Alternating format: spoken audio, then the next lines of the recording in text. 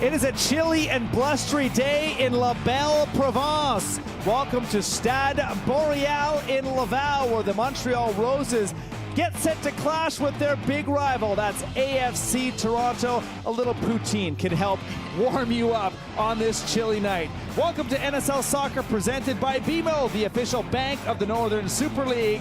My name is Matt Cullen, and thrilled as always to be alongside former Canadian Youth International Jessica Lisi. Should be a great match, the second between these two already in this young season. I think anytime you're seeing a Toronto-Montreal game in any sport, you know it's going to be an intense one, and I'm really excited to see this matchup. I think these teams are both so capable, and you know, for myself personally, I think growing up, those games against Montreal or Quebec, playing for Team Ontario, were always the most intense and fun to be in. So definitely a bit bittersweet moment here for me. I think just really excited to see what's going to happen. So it may be chilly in the stands, but the action on the pitch will be red hot, just like it was in Toronto. This is the second match of the Northern Super League, and this is how it began for the Montreal Roses, with Boychuk scoring the only goal of the match, and Montreal playing spoiler on that day. Yeah, I think both of these sides did have a good matchup overall. Montreal was just able to capitalize on a mistake very early on. Boychuk doing well to place that in the corner, and I just think that shows the quality Montreal has. They were able to hold that till the end. And that goal in the opening minute of the first match of the season for those two clubs. Here's a look at the starting 11 for the Montreal Roses. Just one change from the team's last match, which was a 1-0 defeat in Calgary. And that is Jody Smith coming in at the left back position. But I know you have your eyes in the middle with Paquin. Yeah, I think Noémie Paquin has been a player that has showcased her ability to come off the front, go 1v1, strike from distance, but she's also shown her abilities defensively and being very sneaky and catching teams in transitional moments. A very hard-working player and a bright spot for this side. Now let's shift to the visitors, AFC Toronto, who picked up a 1-0 win in the Maritimes and an early goal for the Torontonians, and Nikki Small was a big factor in this match. Yeah, I think in this matchup against Halifax, Nikki Small was an absolute force. She was able to showcase her abilities, the cheekiness, her abilities to just play those quick 1-2 balls, being able to recover and win balls, go 1v1 at people. She's a very brave attacker, but she's also a very intense defender. You see her here. She's able to read that, regain possession for her side, and just calmly play it back. She's definitely somebody that is a true pro, as her coach Milanovic has described her, but just here again, the bravery, going at people, going to drive end line. She's like, you know what, I'm going to try it because I know I can take you on. Just a very good performance from her, and she's been very consistent over the season. A dominant performance for Nikki Small and AFC Toronto. And here's how things have played out for Small. Another dominant opening to the season. You're seeing here both, you know, first in NSL for the assists, first in NSL for the open play chances. Again, she's been consistent over this season, so I'm not surprised to see that. Toronto is unbeaten in its last 3 matches coming into tonight, and Small is a big part of that, particularly in the AFC Toronto midfield. There are a couple of changes, though, for Marko Milanovic, and that is bringing in Hong on the back line, and Awi Kazaki gets the start up top. Yeah, I think Kazaki is somebody that I'm excited to see get a start. We've seen her abilities, her technical abilities, specifically when she has come into the game, and I think that we've seen that she can strike from distance, as we saw against Vancouver when she scored that goal, but just really excited to see her get in there and excited to see what she brings to this side today. Let's take a look at the standings as we continue with match week 6. Just 3 points separate the top of the table, Montreal Roses and AFC Toronto. Players taking the pitch at Stade Montréal. A rainy night, 9 degrees Celsius, but that wind gusting in could be a factor in the second match of the season between AFC Toronto and the Montreal Roses FC. Kickoff next.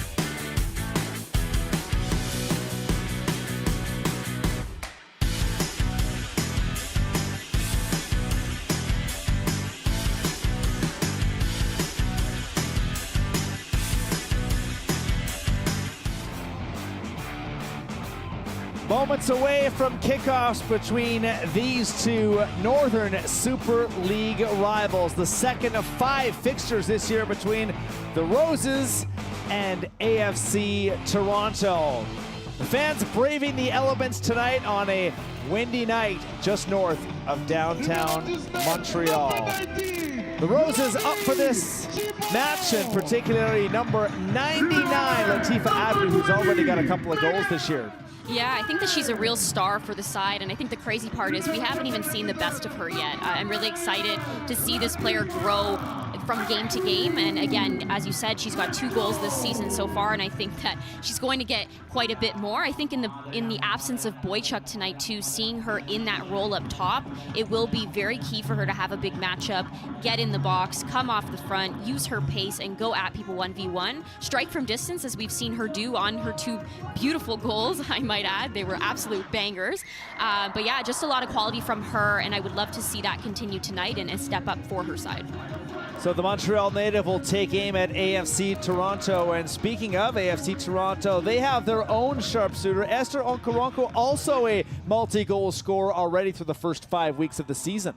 I think Okoronkwo is a player that has proven to be a thorn in the side of every defender she goes against. She's a very brave attacker. You see that she wears her heart on her sleeve. She's going to put her body on the line. A very exciting player to watch, but I think, last matchup wasn't necessarily her best in the form of her being clinical in that final third. Just a couple too many chances where she wasn't able to finish them off. So would love to see a more clinical finish from her tonight, but excited to see what she brings to the game, because we do know that, again, she is a force and definitely a bright spot for this Toronto side. AFC Toronto, a win and a loss playing away from home this year. The Montreal Roses, top of the table, the only side with more than 7 points. There's Marko Milanovic, the AFC Toronto head coach, saying today might just be a little bit about some revenge. And there is Robert Rosetoyu, who has been part of the Montreal Impact, now CF Montreal and the Vancouver Whitecaps Academy. And his side looking to break out of a mini slump, let's call it, Jess. 2 straight matches without scoring a goal. So we begin this night with AFC Toronto wearing the white and blue kits, with the Montreal Roses wearing the predominantly red kits. Hong will look for this loose ball down the far side, and it is taken back by the Roses, who look to navigate through the middle of the pitch. Finally over the touchline for an early throw off of Hess.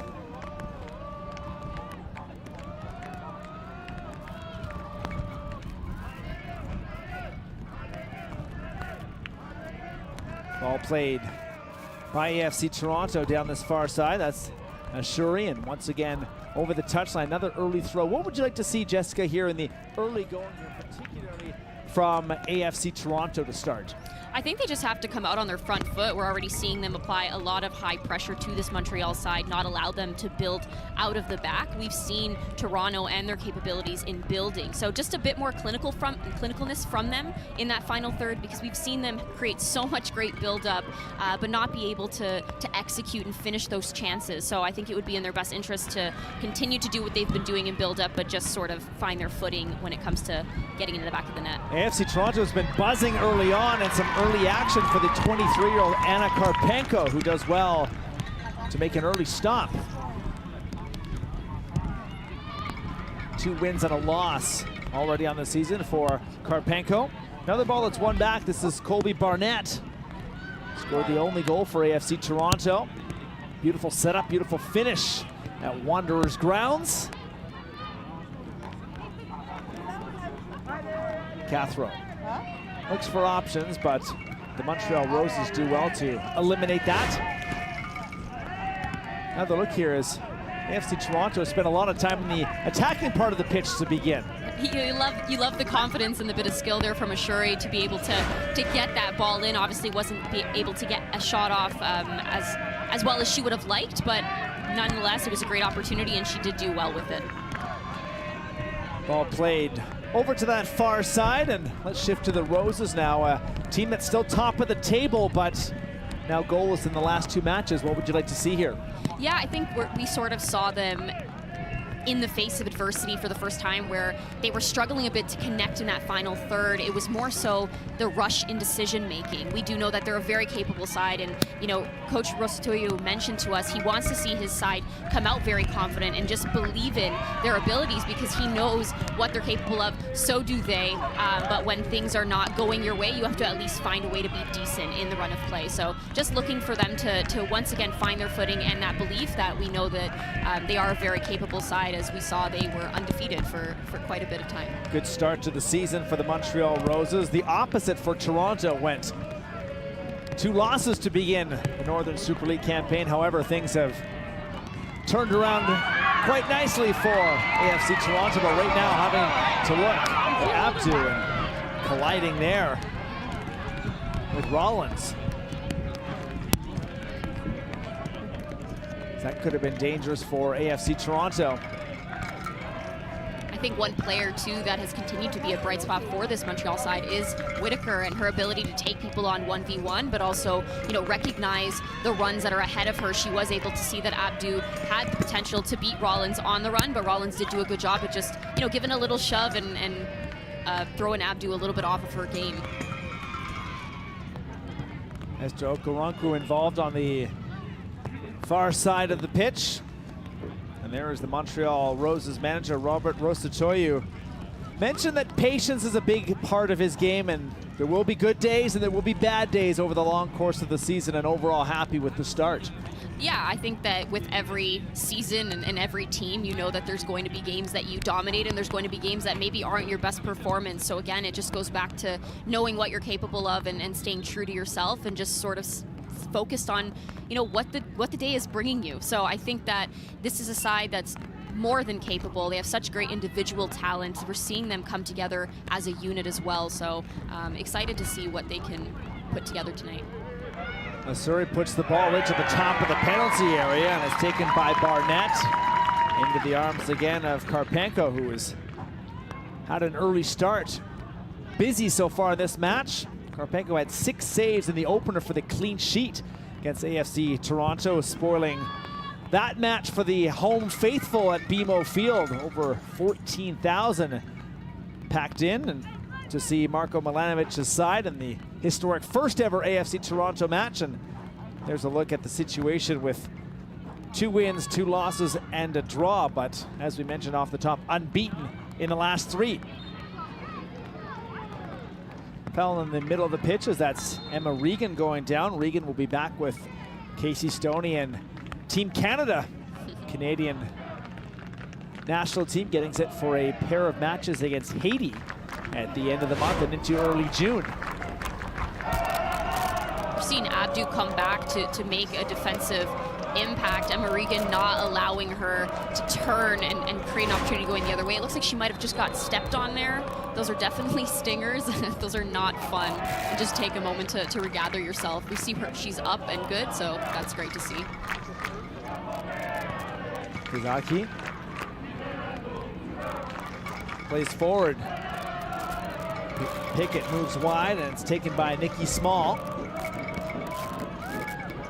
Just a little bit out of her reach, and Jody Smith, the only change for Robert Rosatoyu in this match, plays forward, and Sarah Cotillard, her 3rd straight start, comes out and plays quickly to Barnett. I think one thing that's very exciting about this Toronto team, and even when the results weren't necessarily coming for them, is their fluidity in their interchange across the top. You're seeing Pickett and Kazaki with their interchange. You're also seeing Small shift out to the side and Ashuri coming a little bit more into the middle. Just really great interchange from their front line, and I think that makes it very difficult to keep tabs on them if you're Montreal defenders, and just sort of shakes things up and it makes it fall into the favor of Toronto when they are on the ball.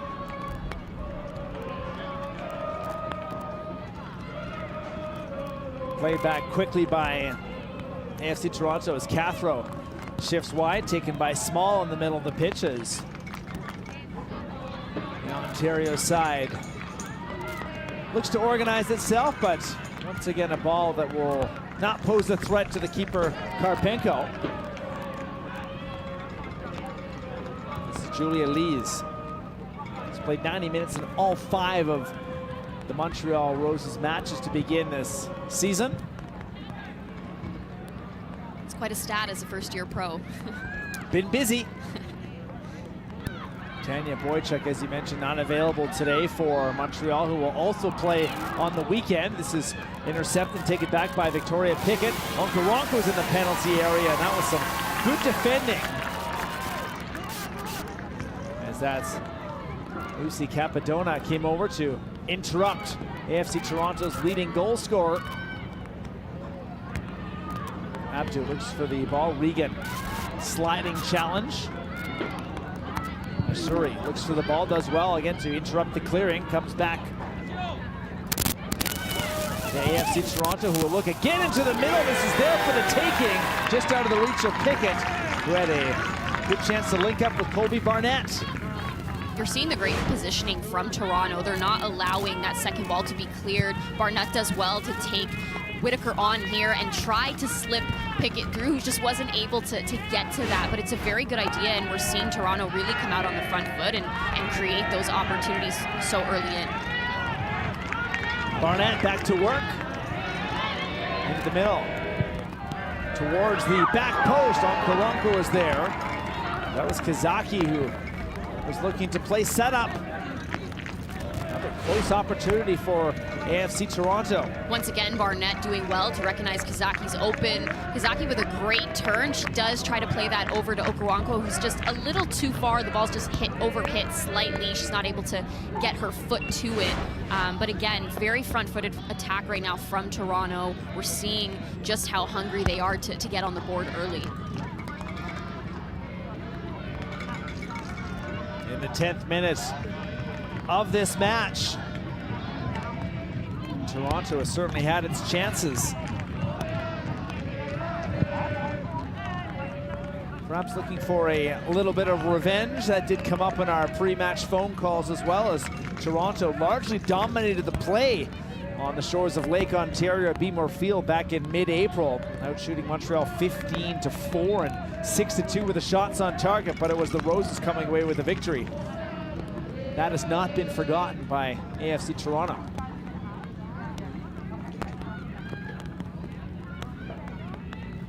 Small once again plays to Onkaronko. Pickett is there as well, and this time the Roses will send AFC Toronto back into their own end. Have not spent a lot of time here. Barnett been everywhere on the pitch so far in the opening 10-11 minutes. Zaki. She's definitely the Energizer Bunny.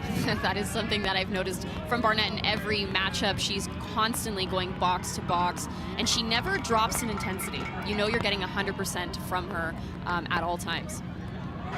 Another player that's played in every minute of every match to begin this season.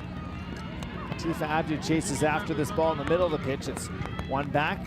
Missouri looks to play wide. It's just out of the reach of Small, so our head referee, Shida Couture, the 33-year-old from Saint-Georges-de-Beauce, south of Quebec City, will signal a Roses throw, and it's taken quickly. Hong, dangerous tackle, goes for a Montreal free kick, but nothing more.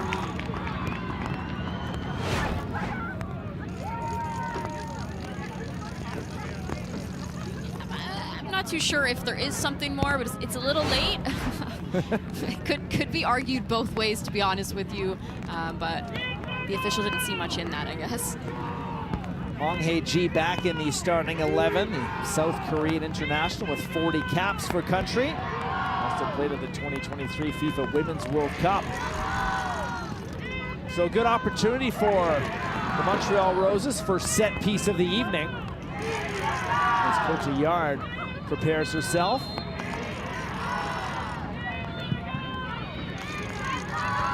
Ball sent in top of the penalty area, and it is a one-hopper that is just out of the reach of Montreal Roses. Bilbao was lurking, and there's a miscue right in the penalty area. And the Roses perhaps will be kicking themselves for not taking advantage of that, as Cotillard just threw it right back into the head of her defender. Yeah, just to go back to the free kick, Sauvé's delivery does need to be a little better. She was lucky that Whitaker was able to redirect that, into the 18 and create something out of it. But to your point, Matt, Cotillard needs to do much better there. You cannot be giving those opportunities away to a side like Montreal. As we saw, they were able to capitalize on a mistake last time these two sides met and held that right to the end. Montreal Roses have 6 goals for the first 5 matches of the year. Have only conceded 3 as Abdu looks for the ball in the midfield area. Is one back. Kazaki will play towards the back line and finally collected there. Rollins play though blowing down, and there's an injured AFC Toronto player. That's the captain, Regan, who may have taken a shot. Another look here at the miscue. Look out. Yeah, that definitely can't be happening. But Thibault here, you see she tries to find Abdu and lay it off for her to get a strike off, as she's sort of in an awkward position and not able to bring that down and face goal. But definitely needs to be better from Cotillard. That can't be happening. Portuguese international. He's been called up for country for the upcoming international window. Toronto so far in control in terms of possession, in terms of opportunities as well. Roses, though, do a good job with the press and have won the ball back in the midfield area.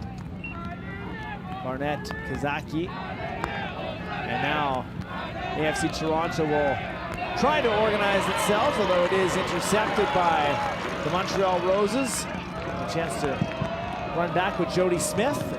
Smith's ball defended and goes for another Montreal throw-in.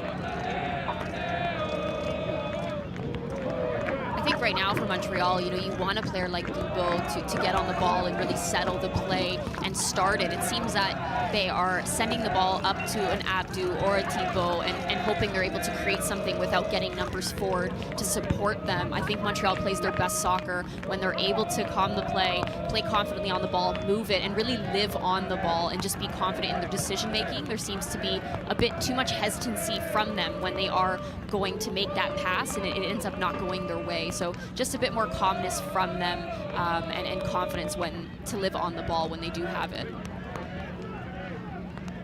Quarter of an hour behind us from Stade Montréal. A couple of early chances, but so far no goals. It's the second of 4 matches in this match week number 6.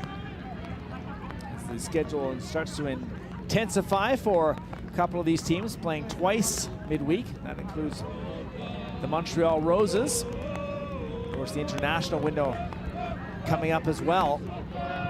Kazaki looking to play through. It's one back quickly, taken by Julia Lees. Center back will play to Haley Whitaker, former Auburn Tiger, NCAA. Karpenko takes another touch.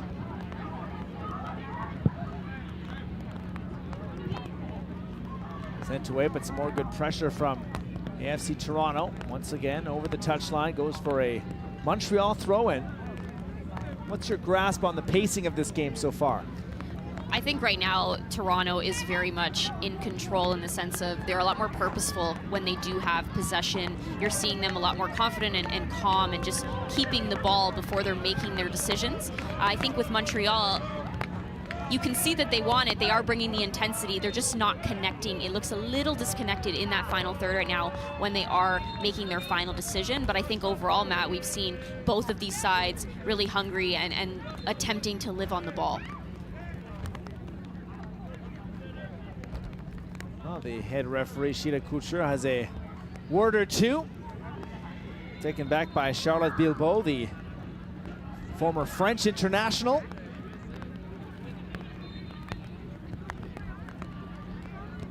Play backwards, and Lees, Karpenko in an advanced position, just inside the center circle. Pickett watches on, the ball shifted wide, and an opportunity now for the Roses to attack down this far side. Not been able to do that yet. Closed quickly there by Rollins. Smith plays quickly back in. This time the throw in goes the other direction.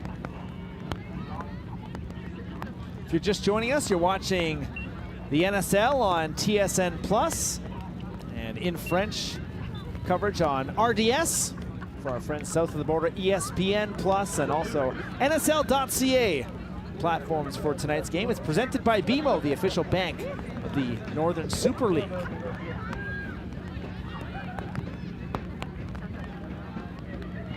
Okoronkwo looks to attack, although it's cut off neatly by Capadona. Once again, Montreal in the business of doing some attacking. Robo likes to play wide. That's Pecan. Pecan's ball goes once again over the touchline as AFC Toronto has not had any issues conceding the throw-in deep in its territory. Yeah, this was a great defensive effort by Nikki Small. We mentioned her before the game, and just her ability and her intensity defensively. That's just a great example of it and what she brings to this Toronto side, no matter what side of the ball she is on.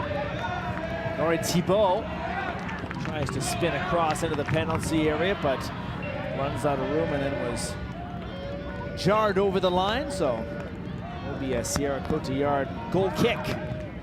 21-year-old keeper.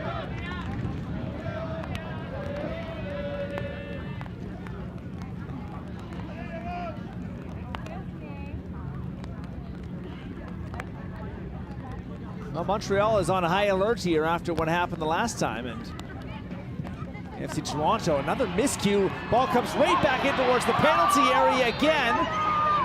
Whitaker follows up, and Sauvé couldn't quite get a boot to it. That's two straight miscues right in front of the AFC Toronto net. Yeah, it definitely has to be cleaner from AFC Toronto inside their 18-yard box. You cannot...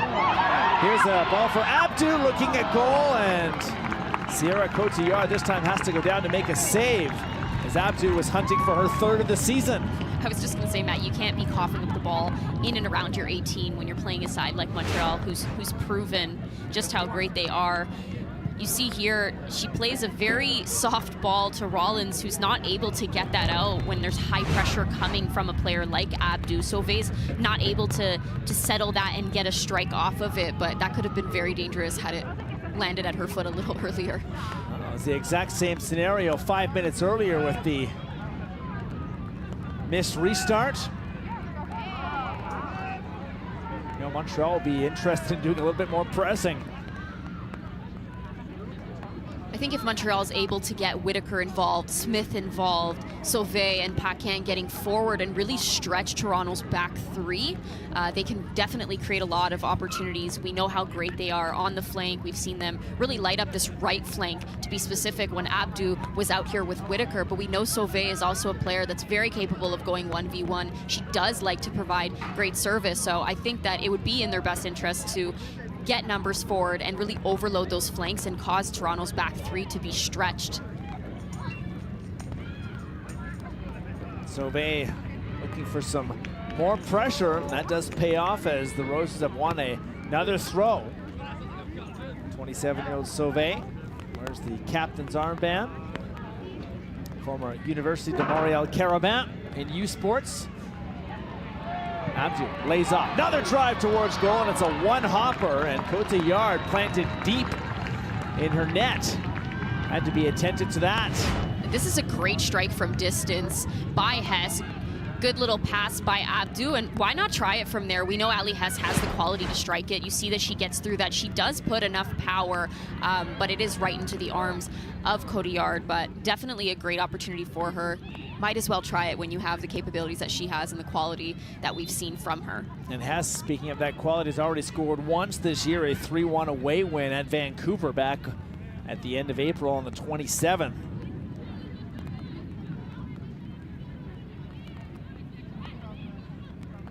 So early positive start from AFC Toronto has turned into some rather frantic moments in front of their own net, and it's given Montreal some confidence. Yeah, I think we're seeing a bit of a more confident Montreal now, that, to your point, after they've seen two cop-ups inside the 18 for AFC Toronto. Another little mishap there, slipped out of her hands. 3 early shots, all on target, and here's a chance for more with Smith. Ball goes Off a couple of shin guards and out the back for another goal kick. We are seeing Montreal do a lot better with their chances and with their build-up, creating more dangerous opportunities. And in the beginning of this first half, we were seeing Toronto very front-footed and creating a lot of dangerous opportunities at going 1v1 and getting the balls in the box. And it seems like it's sort of shifted, and now we're seeing Montreal have that momentum. But I would say overall, again, Matt, the possession has been pretty even. I think both these sides have been able to find moments where they're able to capitalize and break down the other side, but overall, no one's been able to hit the back of the net. Well, possession has evened out, and AFC Toronto started to go long on the goal kicks. Long plays on this far side. Small looks to tangle with Jody Smith. Smith protects and wins the throw-in. Into the middle. Taken by the Roses. They've won another throw-in down that far side. Toronto is doing a very good job at not allowing the Roses to build out. They're right there. They have numbers around the ball. Great intensity. Just there again, Pickett not allowing Beetle to turn, and then she's right on Smith the second that she goes to step to regain that ball. Well, it's a stoic look from Robert Rosatoyu.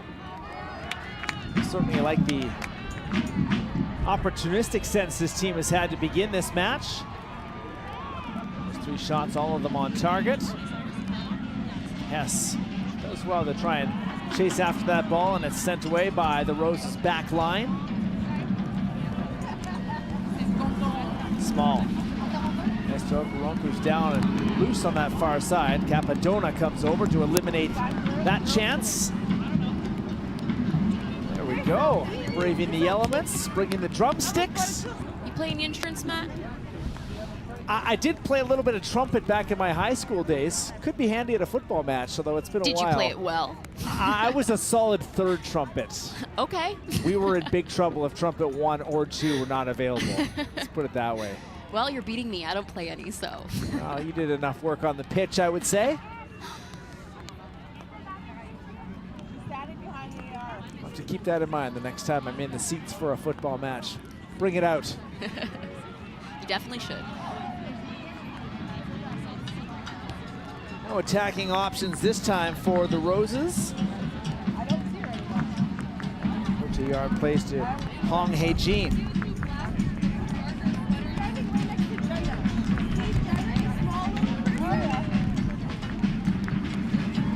Rollins looks at near side, and that's Ashley Cathro, Victoria, BC native, will push this ball down the left side to Pickett. Quickly runs onto the ball, wins a throw-in. 26 minutes. You're able to see the pace of Pickett and that recognition to be able to get out there. Obviously, she was offside, but I think that's the pace and the intensity you want from your forward players. Yeah, the flags did come up there, so that puts an end to that opportunity.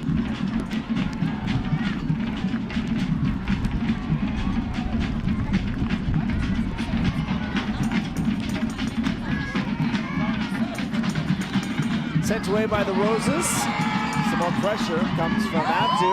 Abdu taking on 2 Toronto defenders. It's finally taken away. Sheila Couture has to be attentive with her footwork as the head referee is turned over by AFC Toronto. Another chance at goal. And Abdu, a one-hopper into the arms of Sarah Cotillard, who is forced into action again as we're getting delicate here in the midfield area. Yeah, Abdu wasn't able to get that shot off the way she would have liked for sure, but she tries it. We've seen her strike from distance there and put quite a few into the top corner. But again, that all starts, Matt, from her intensity defensively and her ability to, recognize when to step, her timing of putting Ashuri under that pressure and not allowing her to build out. So I think that, Abdu's been great for them so far. Has to keep trying it because I do think it will come. Came into the match tonight with 12 shots through 5 matches, 7 on target. He's added to that total already quite quickly.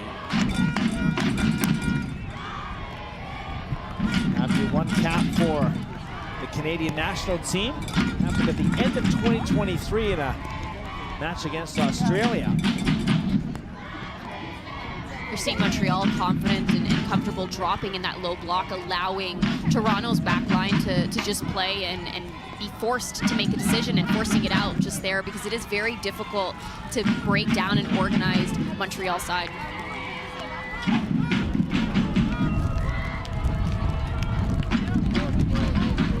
AFC Toronto will once again organize itself as we push closer towards the half-hour mark. Certainly chances, but so far nothing to report in terms of the scoring. Barnett. It's a good defensive effort by Whitaker. Steps into that pass in front of Kazaki. Takes it back, and speaking of Haley Whitaker, played forward. Catherine knocks it away, looking at Colby Barnett. Will be a Montreal throw it down the near side.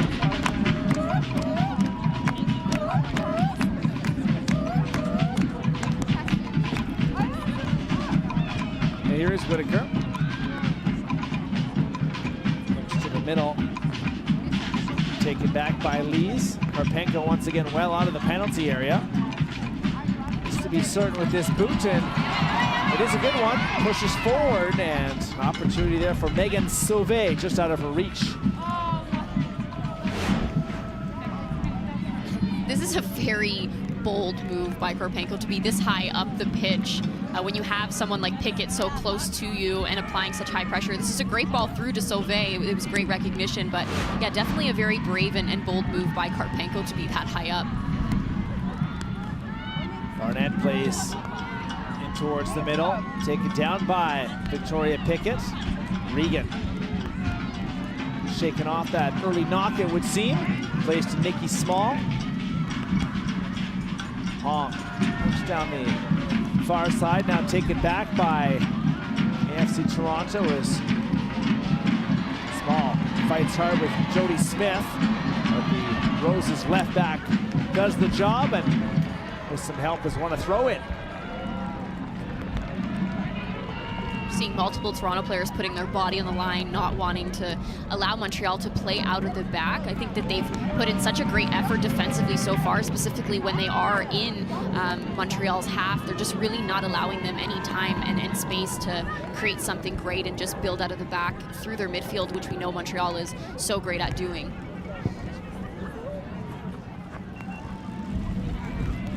Already 2 shots, 2 on target for Atifa Abdu. Main goal scoring threat for the Roses, and that's been the case here so far. Back into the middle of the pitch, taken by Sauvé. Once again, looks to Abdu in the heart of the attack. This will be an AFC Toronto throw-in, as Asuri will come over to handle duties.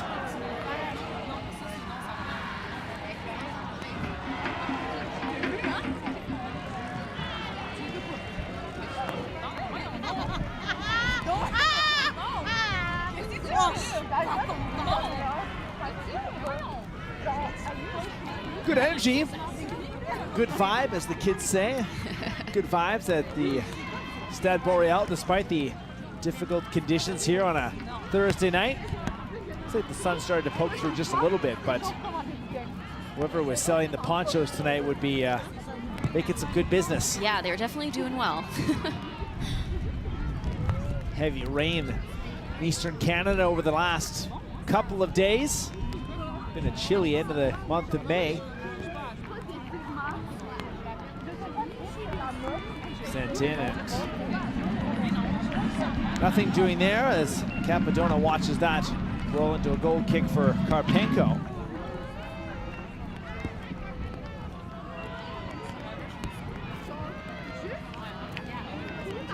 Milanovic.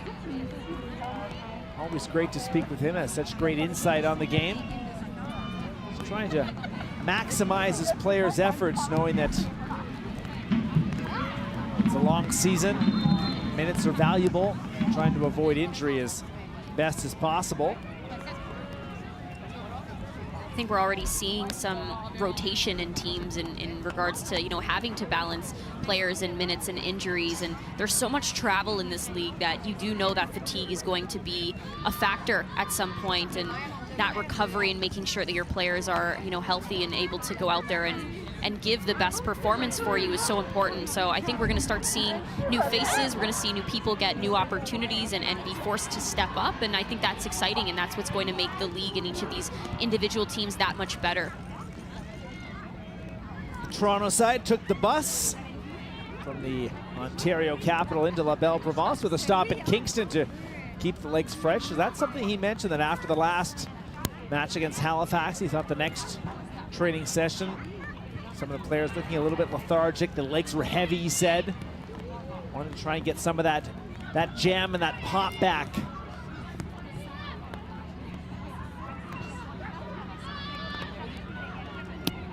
Cathro has to go back to Rollins, the center back.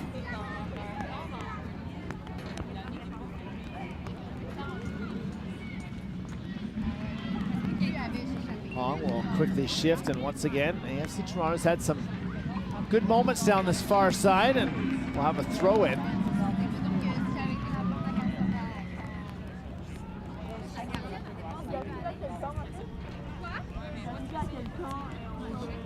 Shayna Surrey, the 28-year-old originally from Colorado. Had a stint with the Houston Dash of the NWSL as well before arriving in Toronto.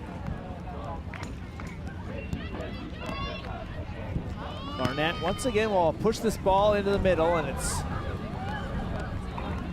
not able to be controlled there by Esther, and Koronko gets it back. Oh, there's a beautiful strike, and in the 38th minute, making amends.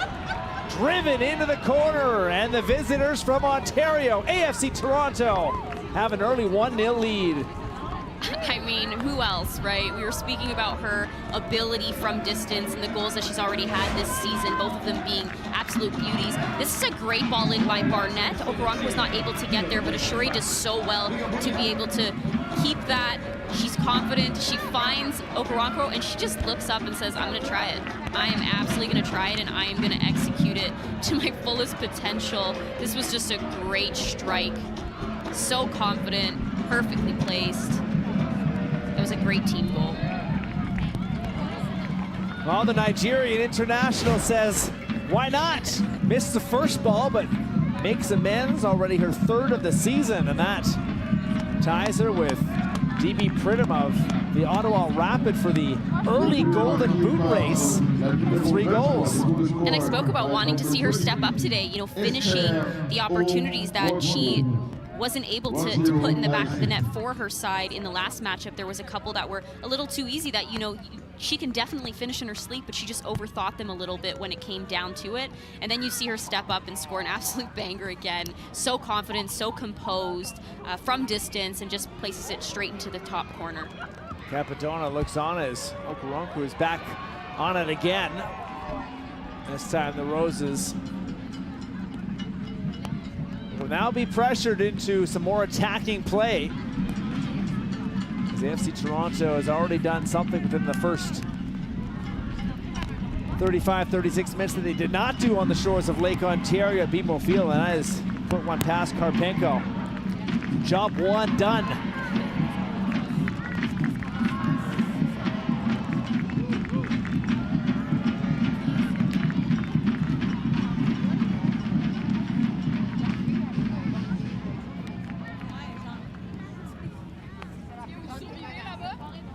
Luckily for Montreal, this is not, you know, unfamiliar territory. We've seen them come from behind and be able to come out on top.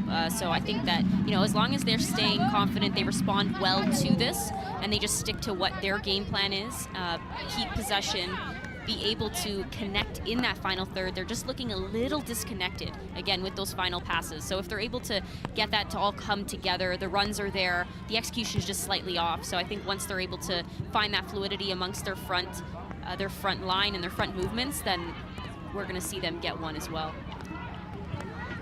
Play down the far side, into the middle, touches on, Small tries to back heel, and that almost worked, and it would have been perfection.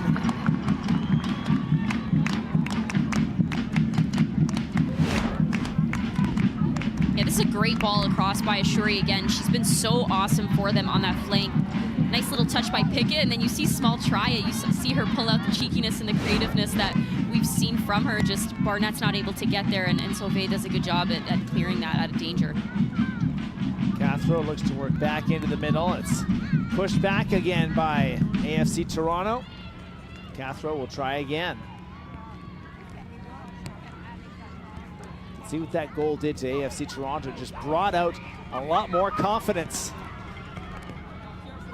Free-flowing, the creativity, you mentioned that.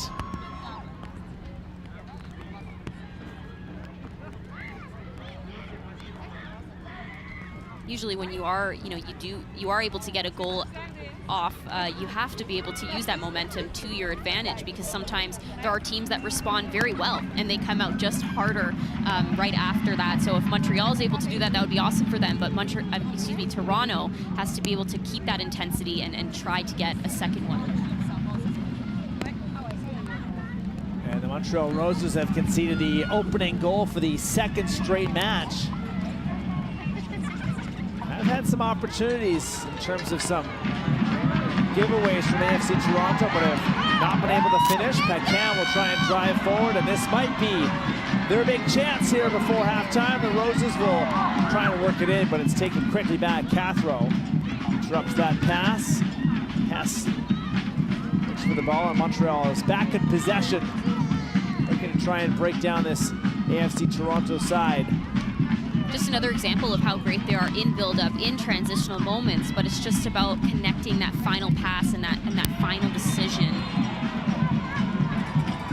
Smith wins another free kick. A couple of times now we've had a free kick earlier. And this is a great bit of skill from Cathro. You love to see a nutmeg. You love seeing anyone confident enough to try it, and she does pull it off. She's actually able to find Regan off of it. Talked about that confidence. You love to see it, especially from a defender. You typically see that from your forwards. Some fancy footwork.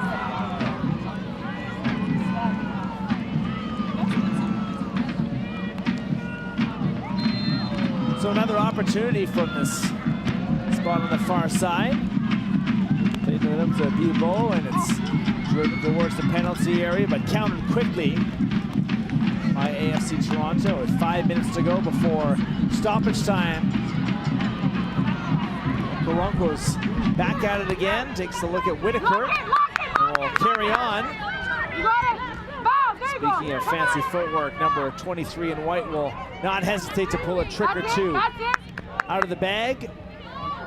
Barnett now available to help as well. Here's Small, just inside the penalty area. Kazaki tries a ball in, it's tipped away by Anna Carpico. Will go for a corner kick, the first of the night for AFC Toronto. You talk about Esther Okoronkwo's IQ and recognizing she doesn't have numbers up with her. She does so well to keep that in the corner and wait for help. And then you see Nikki Small getting involved. Kizaki being able to take that from her and overtake it and just get a shot off. Wasn't able to get it in the net, but she was able to win a corner kick off of it. Mentioned it's AFC Toronto's first corner of the game. It's actually the first corner of the match for both these sides. 2 shots, 2 on target for the Torontonians.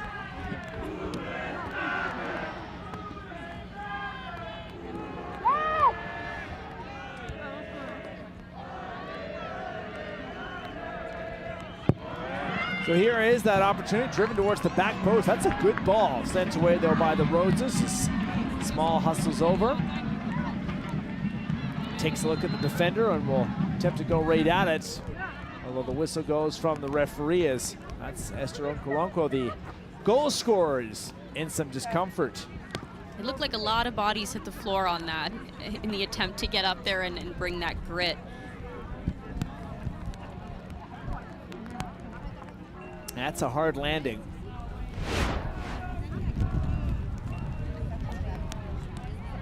seeing everybody put their body on the line there. Abdu, it looks like she might have just got tangled up with both Okoronkwo and Hong Hei-ji, I think, also. Yeah, I believe so. In the mix.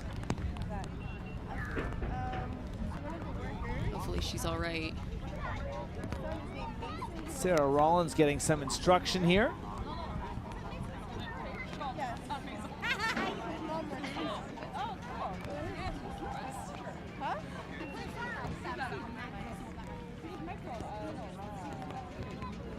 So likely looking at a couple of minutes of stoppage time here is Okoronkwo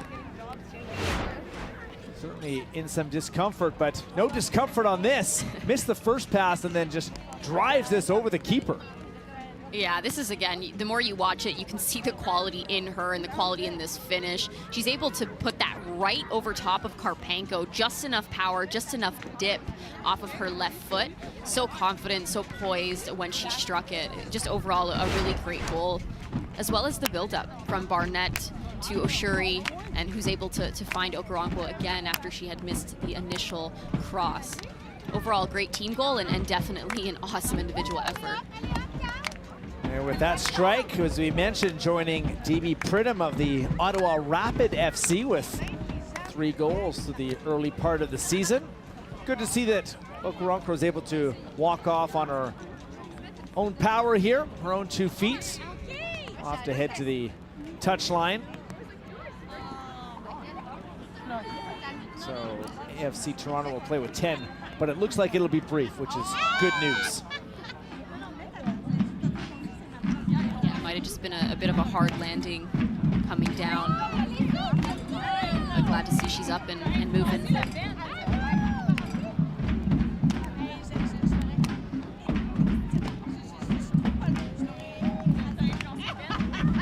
Fourth official today is Ali Martin. Looking at 3 minutes of stoppage time, much to the delight of the musical accompaniment today. They can go for another 3 minutes. Le quatrième arbitre indique qu'il y aura un minimum de 3 minutes ajouté. The fourth official has indicated a minimum of 2 minutes of added time. Okoronkwo back in the match and right onto the ball into the penalty area, drives it through, taken by Sauvé with a little bit of help from Charlotte Bilbao, and nervous moments, and Okoronkwo looking dangerous right after the restart.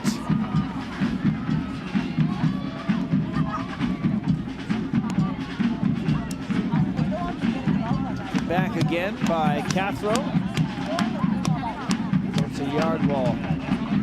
Go back into the penalty area and give it back to Cathro. I think Ashley Cathro has done very well for this Toronto side in the first half. We're seeing her get forward and read the ball well, not allowing Montreal's midfielders to have time and space on the ball if she's able to get there. She's also done very well when she has the ball at her feet and helping to create opportunities for this Toronto side. Again, you saw that Meg that she was capable of. She's a very crafty player. So yeah, great half for her. Pickett does well to save this ball. Kazaki's ball is a dangerous one, and Esther Okoronkwo flag looks like it may have come up, but that had danger written all over it in stoppage time, and already down 1. And Montreal Roses could hardly afford to give up another here in the first half.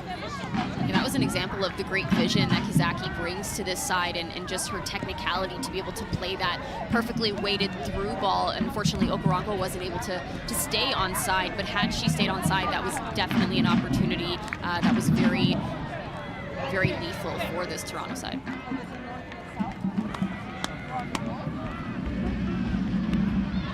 Sent away and then sent back. Lees. Slow roller back to Karpenko, and full pressure comes from Victoria Pickett, and pressure pays off as AFC Toronto's won the ball back again. Having Victoria Pickett run at you full speed is definitely intimidating. It's definitely in your best interest to get that ball out of danger, because she will capitalize on it if you give her the opportunity to do so.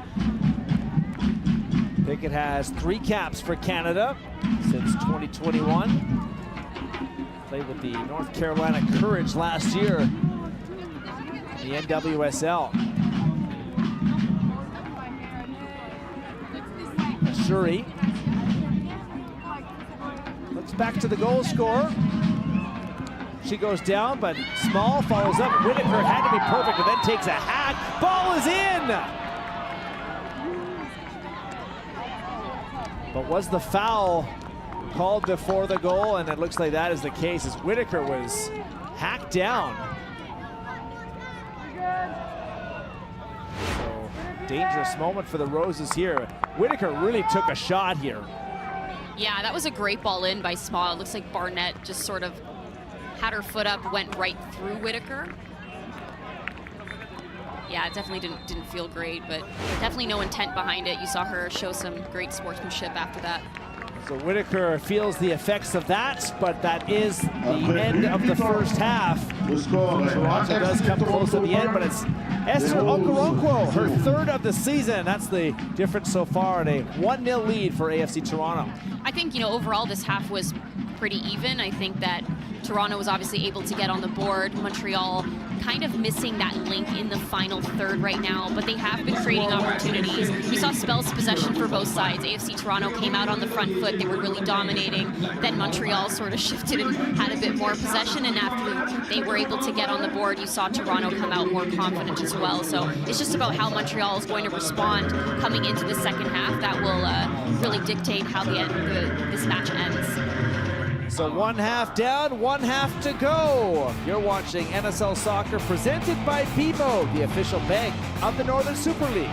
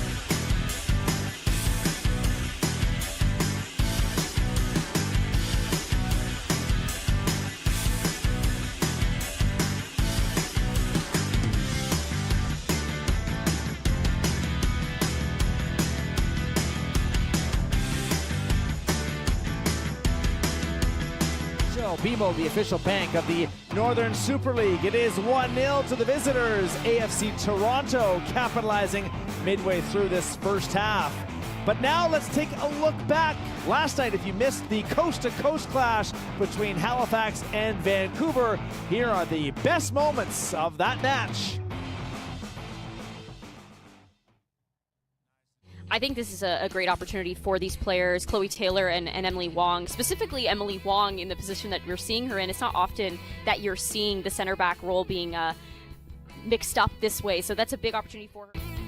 I think for me, a bright spot is Karima Lemire. She's a player that, she's stepped into this role as that left back, and she's brought a lot of intensity defensively. Certainly thought we deserved better from ourselves. We did not like the way that we played, and they are looking for redemption here today at Swangard Stadium. Our officials, as we get underway, Selma Flores de Roche, first assistant Alicia Carlucci, and then Shawika Tajik is our second referee.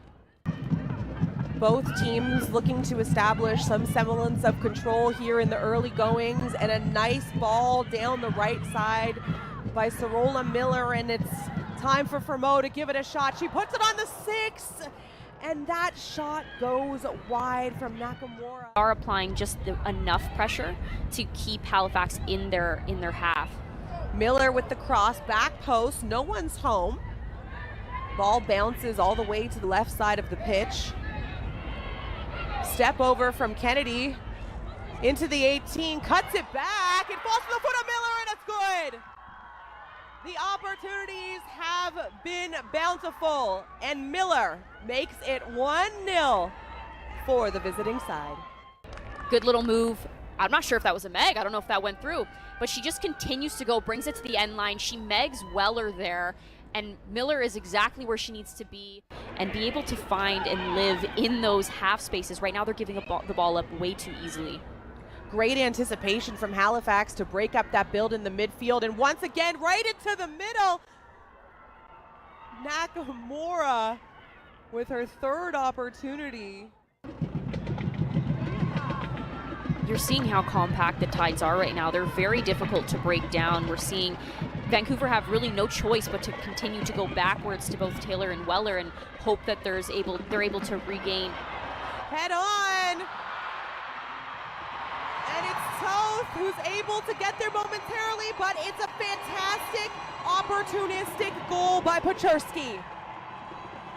As quickly as that, we are talking about Halifax's organization, and it's Lisa Paczerski evening things up at 1. Able to get on the board before half. This is a great ball in by Taylor. We were just speaking about her, stepping up to the role, and you see her find Ward, who does great to play that ball to Paczerski, who's breaking the line from the midfield. This is a great run, and she doesn't back down. You have Toth running out at you. Recapture possession.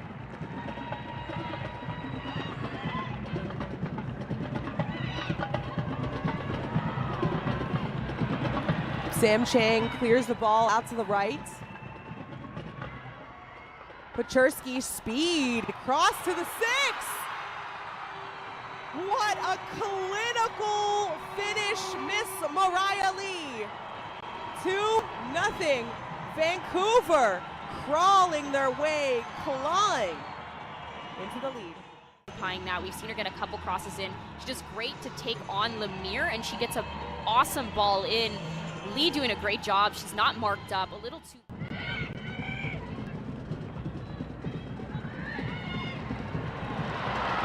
Beautiful connection, and it leads to an opportunity here for Vancouver. The cross is sent to Ward, and she's in dangerous territory, but can't get a handle on that header.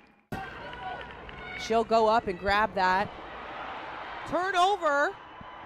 Chip shot. So acrobatic save from Toth, getting herself out of a situation.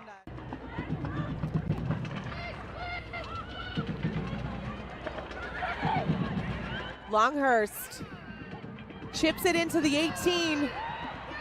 DiFilippo takes a crack at it, and a sprawling save by Toth. Opportunity here for Vancouver to set something up on the right side. Lee has it in the wide area. She'll take the space into the 18. Cross, back post. They can hit the crossbar. The second opportunity hits the side netting, and waiting for her to dive in and change of pace. Halifax, maybe one more opportunity here to go as Odoro tries to chase the ball in space. But a great tackle coming through from Ariel Young, and we'll hear the 3 sharp blasts of the whistle, and that Vancouver bench is elated. A great job coming back from a really tough defeat where they were not at their best. 3-0 to Ottawa, going down 1 here to Halifax at home, and then flying back with 2 of their own. So a great win for the Vancouver Rise, and next up they'll take on the Calgary Wild FC, who make their way to Swangard Stadium. And of course, this is the matchup that got everything started in the Northern Super League, going back to April the 16th, that historic day, the first ever match. And let's take a look back on that inaugural fixture.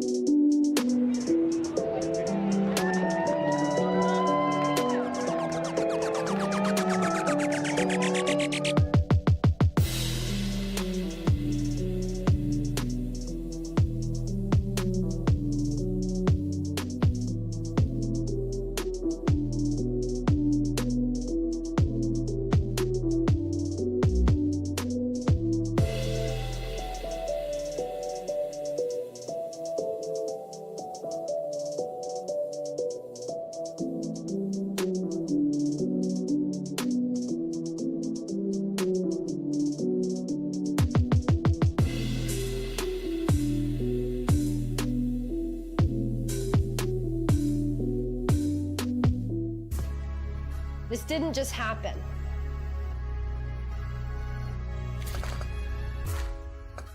We made it happen. A league built by Canadians for Canadians. And now the world is watching as legends and future stars take the field.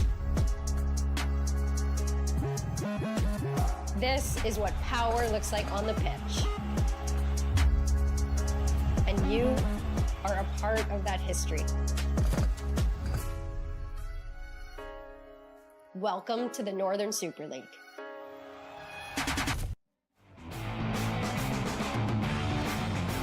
We saw the band earlier. Now it's time for DJ Fontana to take over. Halftime at Stade Boreal. It's 1-0 to the visitors. AFC Toronto will have the highlights of the first half next.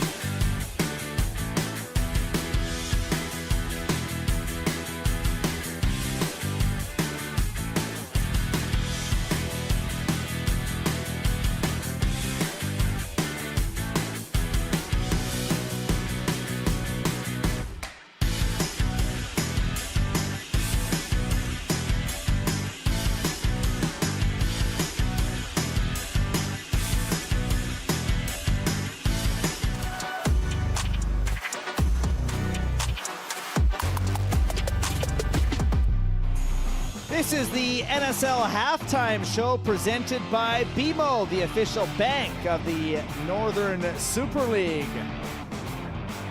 Let's have a look at the best moments of this first half here. One that had a couple of chances for both of these teams, and the wind, the rain, the chilly temperatures, but didn't have a damper at all in the first half, as a lot of good opportunities, high energy, and it was AFC Toronto attacking first here, Jess. Yeah, I think, we knew we were going to get intensity. We were going to get creativity from both these sides. They have so many talented individuals. You saw there, Shuri, her ability to just recognize that, play that quick little touch, and get a shot off as well. She was really lighting up that first half. Then you have Barnett, another absolute force for this Toronto side. She's able to find Pickett, who just can't quite get her foot on it, but she takes Whitaker on 1v1 and slips that back across into the 6. They just continue to create a lot of dangerous opportunities in this first half. Iwi Kazaki is back into the starting lineup here and had a good opportunity right inside the penalty area. Yeah, quick little turn. She's trying to find Okoronkwo making the run, but Okoronkwo is just a little too wide and the ball is just a little too overhit. She isn't able to time that well enough to be able to get it on frame, but great idea by Kazaki to recognize Okoronkwo's run. Wasn't all pretty though for AFC Toronto, as a couple of miscues here from the keeper. Yeah, this can't be happening. There was 2 opportunities where they potentially gave up, they could have given up a goal. You can't give a team like Montreal those opportunities. It has to be better from the back line of Toronto, specifically from Cotillard. I just think that, you're recognizing you have high pressure from a player like Abdu. You can't be giving the ball to your center back inside the 6 there, especially with such a front-footed Montreal defense. And Montreal was at its best when it was pressuring here, and it turned into this Abdu chance. Yeah, I think Abdu has been a bright spot in this first half for them. She's bringing a lot of intensity defensively, but also offensively. You're seeing her try it here. We've seen her strike from distance, and we've seen her find success from distance, so why not try it? And here is a look at the moment that has made the difference in the match. Esther Okoronkwo misses the initial ball, but more than makes up for it here. Yeah, she stays engaged. This is a great ball over by Barnett. She finds Ashuri, who finds Okoronkwo's feet, and she does so well to be poised, confident, and just strikes that right over top of Karpenko, who really had no chance on that. Just the right amount of dip, just the right amount of power. Just a great finish, great team goal, and definitely an awesome individual effort from Okoronkwo. Her third of the season puts her in a tie for the Golden Boot lead. Here's how it broke down in that first half. No shortage of shots, no shortage of shots on target. In fact, all shots were on target. Just the one corner kick as well, and AFC Toronto caught offside a pair of times. Coming to the second half shortly. That puts an end to our halftime show presented by BMO, the official bank of the Northern Super League. So Onkaronko and AFC Toronto will look to make it 4 straight without a defeat. Meanwhile, the Montreal Roses now, that's 2 matches and now 45 minutes without finding the back of the net. I think for both these sides, it's going to be very important how they start this half and where they can shift the momentum and who can really gain control of the dynamic of the game and the rhythm and just have it fall into their favor, because I think right now you are a goal up, but 1 goal is not a very secure lead. It just takes, a mistake, as we've seen 2 opportunities that Montreal could have capitalized on. So I think that they have to stay focused in the second half. Toronto starting off again on the front foot, but remain focused and try to get a second one on the board. As for Montreal, I just think that they have to find their confidence and play their game, control the ball again, attempt to win that midfield battle and control the dynamic and just get one. They have to find that and connect in that final third, because that is what is ultimately lacking for them. We are seeing them create opportunities, but it's that final pass, that final decision that's just letting them down right now. Have to find a way to send the home fans home happy. Exactly, you have to find a way. Chilly night like this.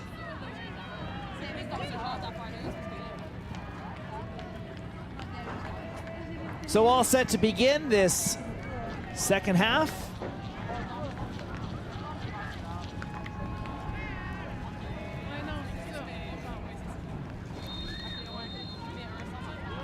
It is played back by the Roses, and no changes from either manager to begin half number 2. A couple of the early leaders so far, as Latifa Abdou does well to get onto this ball and looks for Paquin. Paquin plays to Smith. Led the Roses with 46 touches in this first half. Plays down to Thibault, and ball that goes out the back. Promising start for the Montreal Roses, who will look to try and build off of those couple of key moments that resulted in some good pressure. It looks like there was a rotation between Thibault and Paquin there. You're seeing Paquin back in the middle of the park, where I think she really thrives. We didn't see much of her in that first half. I feel she wasn't able to get as involved. We've seen her really shine when she is in that central role and able to sort of drop in those half spaces and come alive by spinning and running at people. So I do think that that is a great swap. But I think Thibault also had a good first half where she was bringing that intensity. She was trying. You saw her run at the back line quite a few times. So I think her energy on the flank will also add something to this attack for the Montreal side.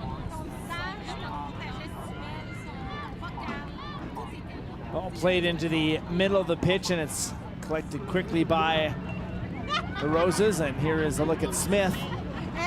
Tries to get the ball past Small.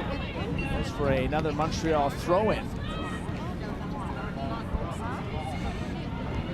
Abdou plays back. It's again sent forward.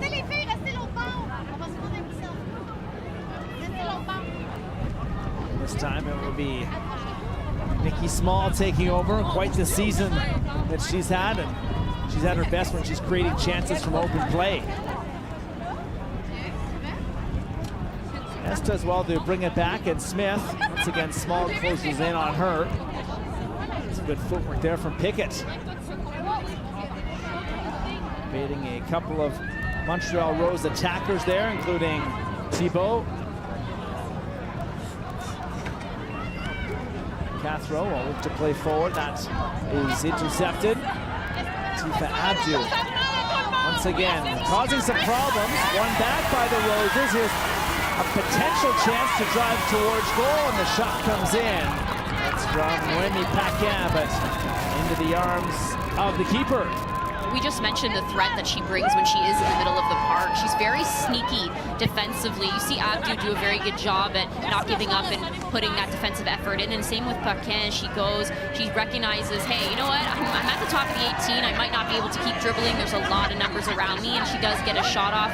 Again, probably not the amount of power she wanted behind it, but why not try it, especially when you are down a goal? I think that she's a player that's very capable of striking from that distance and getting it on frame, so I think it was a good decision by her. But again, just pointing out the intensity and that creativity that she brings when she's in the middle of the park.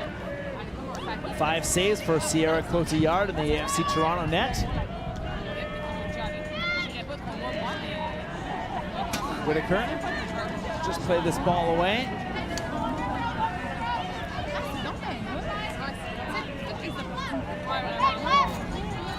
Might be an opportunity for AFC Toronto to try and work quickly. Victoria Pickett plays it back to Colby Barnett. Mention always brings a lot of energy down the flank. Well, now play quickly. Okoronkwo has 2 defenders right on her, but does win the corner kick.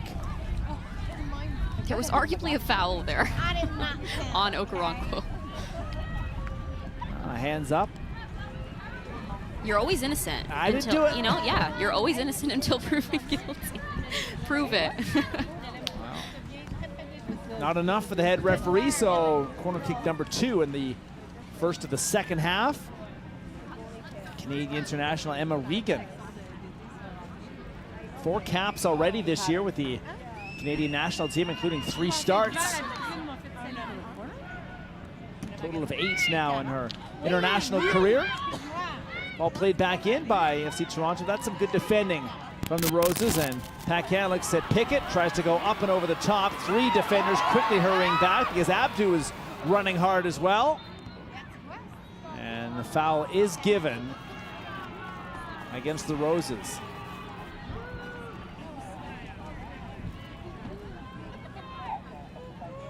I believe that was Whitaker who had such a front-footed mentality that she was able to get up there with pace and apply that pressure. Rollins and Cathro. Once again, the pressure comes from the Montreal Roses. Hong needs to be aware of that. He's dealt with well by FC Toronto, who do barely keep it in. Capadona has some issues with Okoronkwo, and she is popped there. Some heavy contact. Ball is into the penalty area for Karpenko, who likes not to take any chances.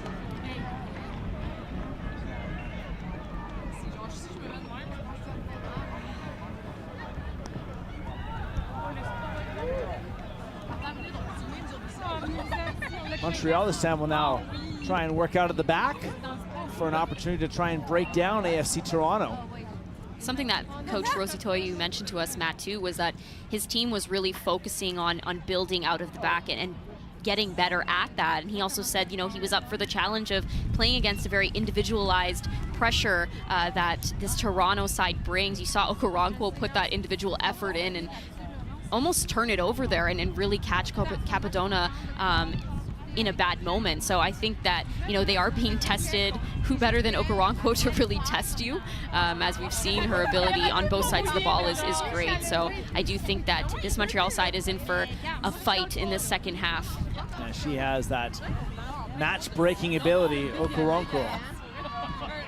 Into the middle, Regan gives the ball away. It's taken by Sauvé.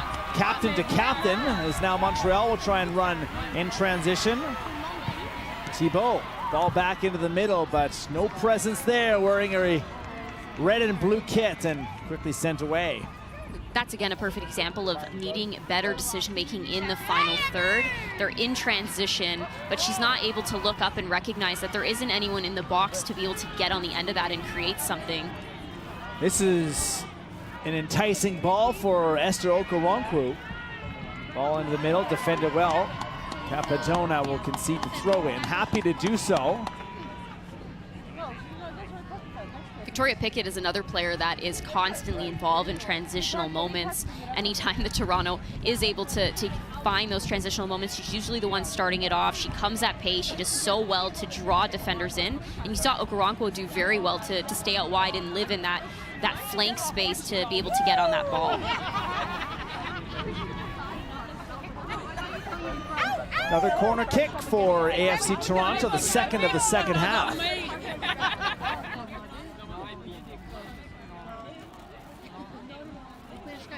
Looking for a little bit of breathing room as the manager Marko Milanovic will take a seat and chat things over.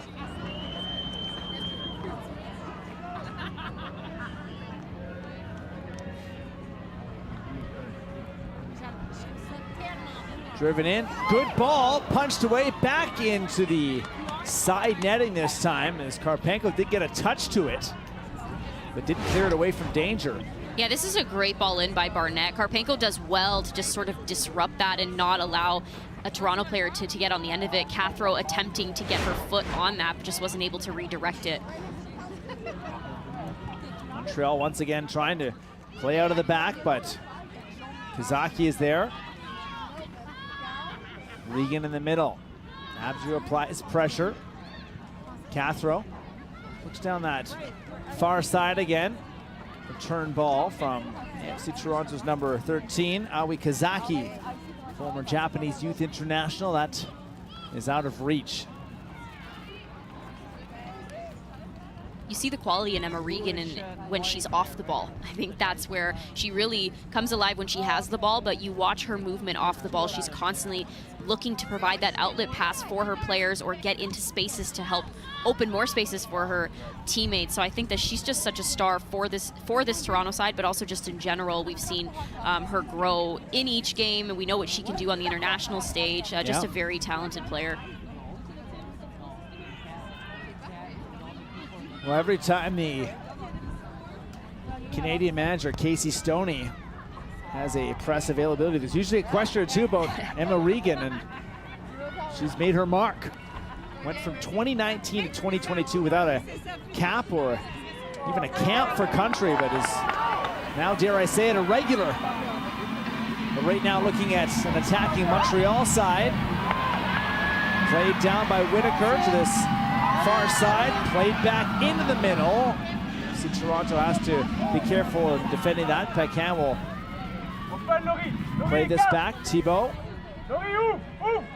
moves to the right this time. Capadona plays back to Jody Smith, and Jody Smith runs into a wall there. Small didn't give her an inch.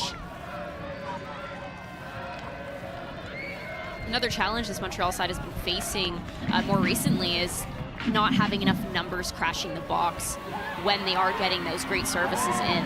Abdu, though, will try, and it's sent away by Hong. Whitaker faked right, goes left, now cuts into the middle. Smith with some time just to play wide. Paquin will try, and Hong sends it away. Another opportunity. And Hong Hei-ji calmly collects the ball, plays to Pickett.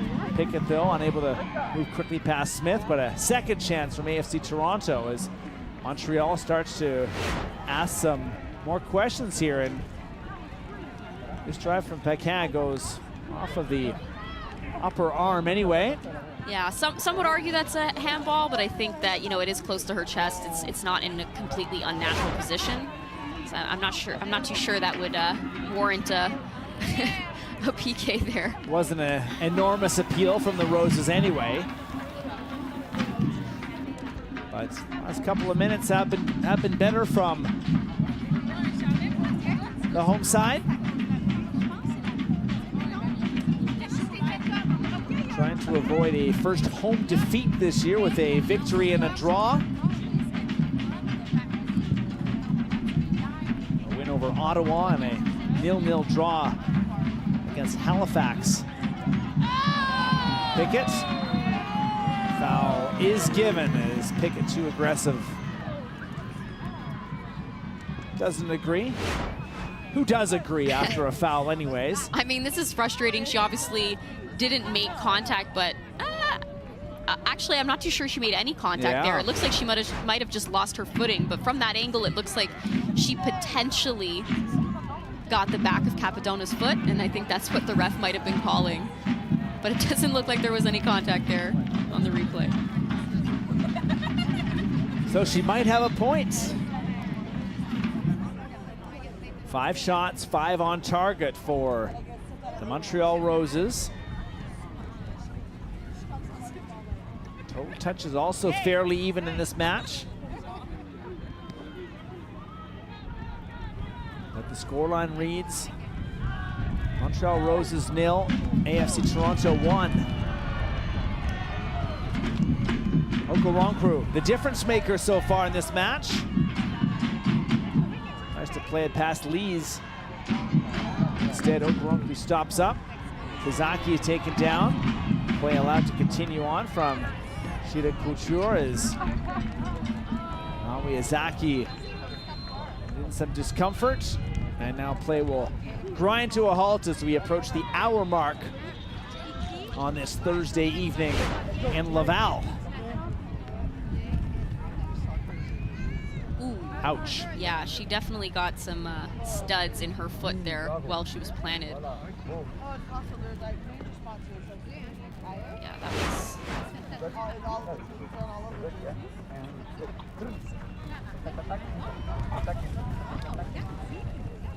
But Matt, just to point out as well, the composure and the poise of Okoronkwo when she recognizes in those transitional moments that she doesn't have numbers forward with her. She does so well to hold up the ball and just wait.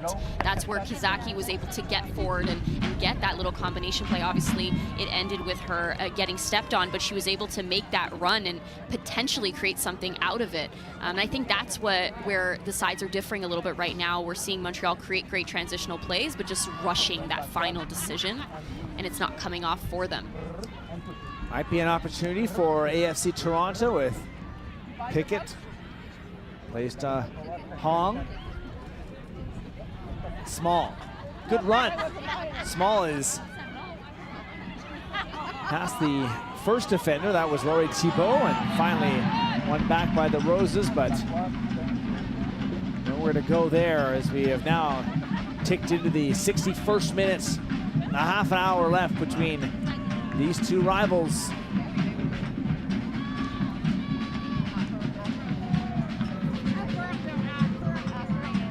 I think another player that's been very impactful for this side is Victoria Pickett. We've seen her pace up top and when she's applying that pressure, but she's also so great at coming off the front just to create space for her teammates. She lives in those half spaces.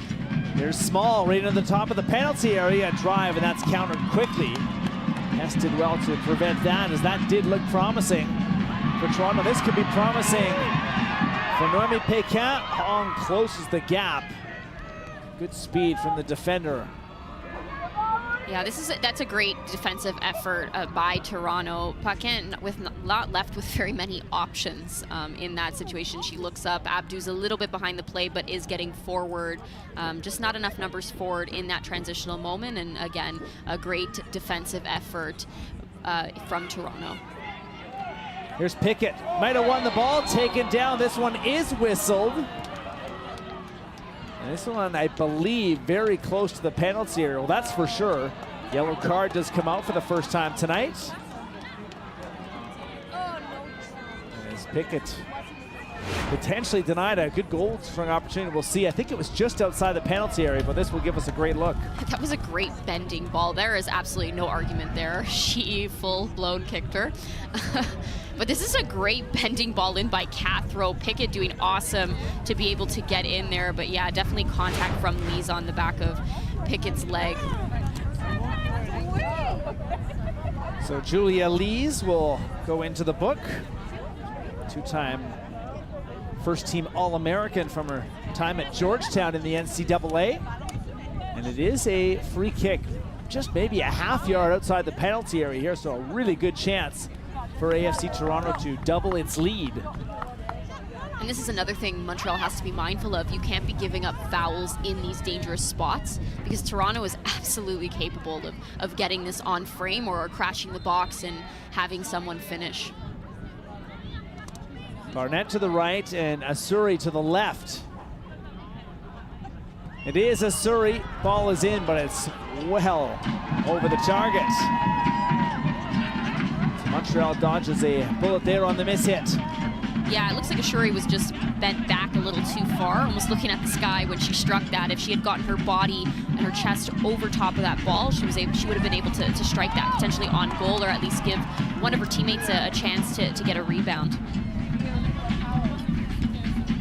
Carton jaune décerné à la numéro 5 de Rose, Julia. Taken back by Shayna Asuri, who lifts wide. A good ball to Small. Outside the penalty area. Nikki Small does well to keep the ball alive as well as waits for numbers. Panko has to come out. That's a 50-50 challenge, and it's won by the Montreal keeper.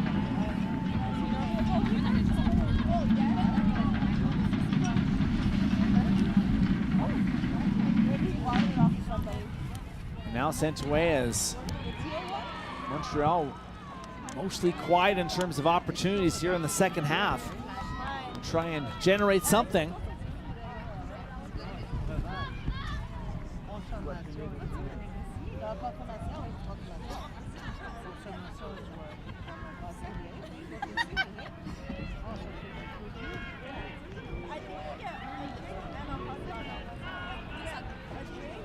Smith will attempt to organize the Montreal Roses.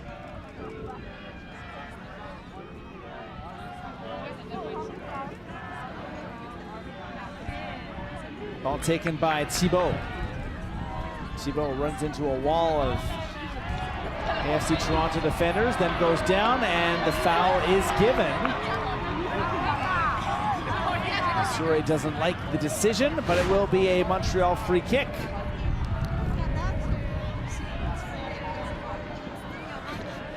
I'm not too sure. That's a little soft. But I don't blame Thibault for going down and trying it. I don't think she got very much contact on that. It was definitely a soft foul, but lucky for Montreal that they're able to come away with the chance. There was a yellow card shown by Sheila Couture.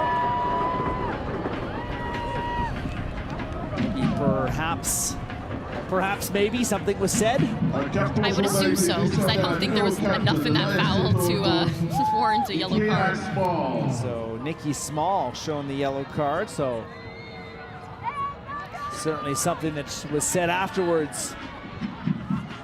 There's nobody on AFC Toronto like the decision, and after the restart, all booted around. Oof. Foul is given. That's Bilbao who went in with the head, and now some heavy contact.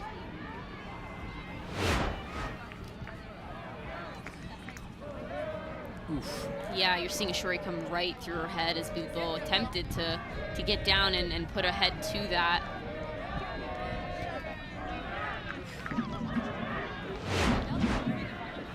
I'm not sure Ashuri can argue on that one.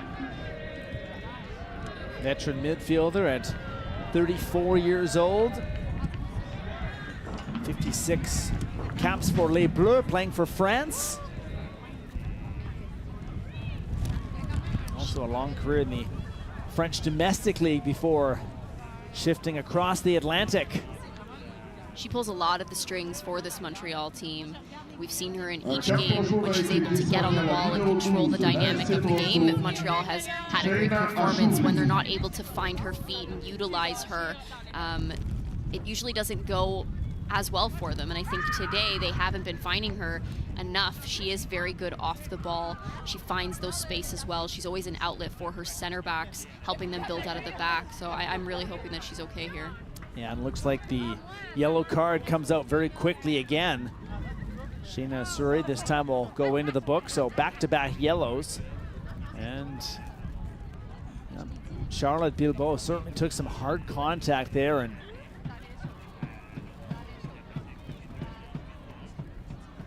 She's able to get back to her feet, and while we wait, let's go back into the first half, and here's the moment that changed the game from Okoronkwo, a brilliant strike to open the scoring.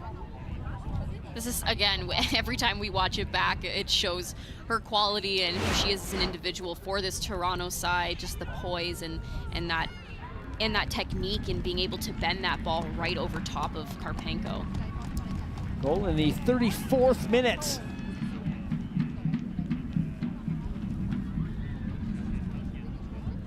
Yeah, this is a difficult moment here for the Roses. We'll be looking to the bench as Bilbao needs some help to get back to the touchline.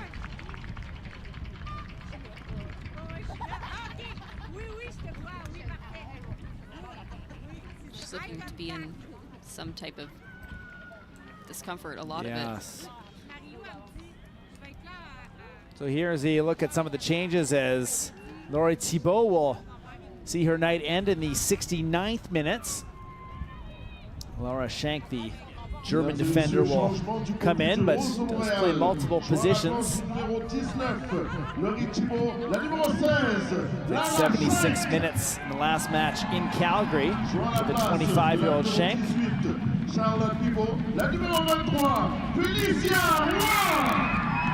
Felicia Roy will come into the match as well.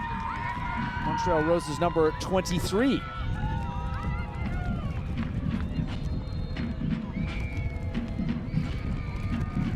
Abdu with the free kick. It's dealt with properly by AFC Toronto and then given away. Might be an opportunity here for Nikki Small. Some good defending though from Smith. Ball will go for a AFC Toronto throw-in.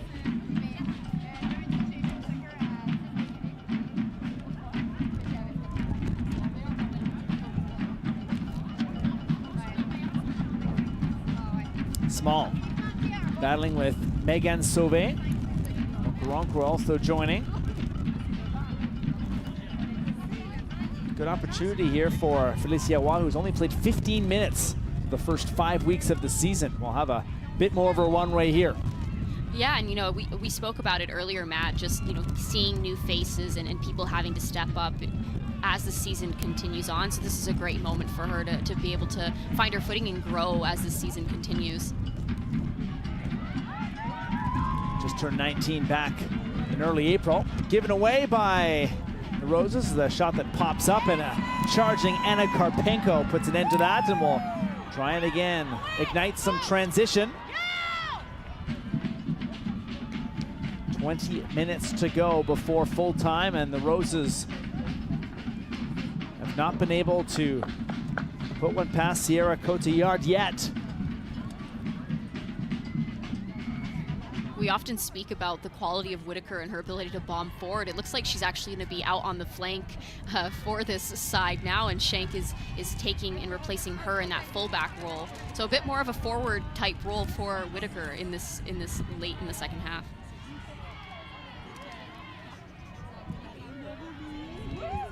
Jody Smith.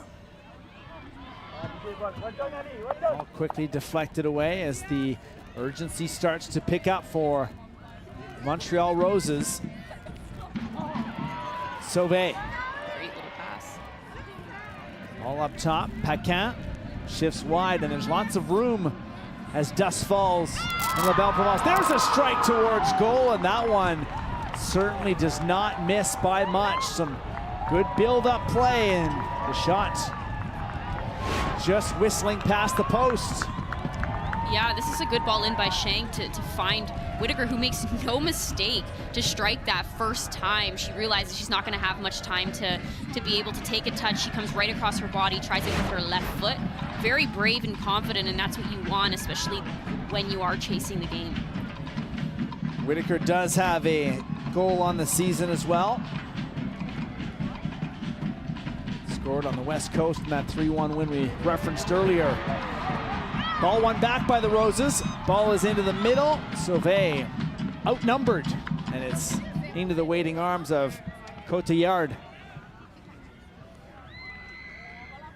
Montreal starting to show a little bit more life though here, Jess. Yeah, they definitely are in this. You're seeing them come alive in this second half and find their intensity, creating a lot more, better opportunities. But I think, again, you're seeing just there, Sauvé's alone in the box. There's too many Toronto numbers around her. Had that ball gotten across to her, it's still potential that she's not going to be able to get something off of it. Esther Okoronkwo with a cross into the penalty area. Nikki Small on the follow-up, thought about the shots, it plays back, driven towards goal, off the bar and in. What a strike that is.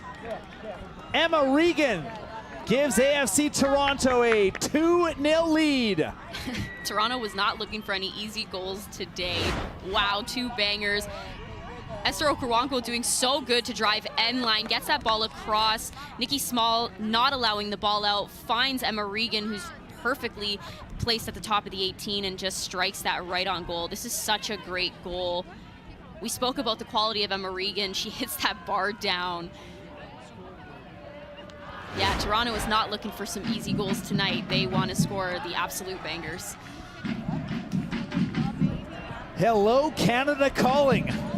Emma Regan with an absolute blast, kissing the bottom part of the bar.